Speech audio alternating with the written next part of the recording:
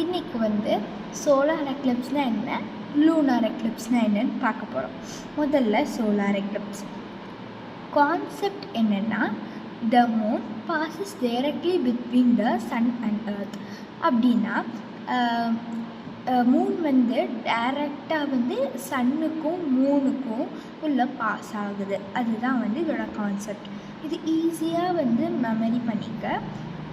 SME அதாவது Sun Moon எர்த்துன்னு ஞாபகம் வச்சுக்கலாம்.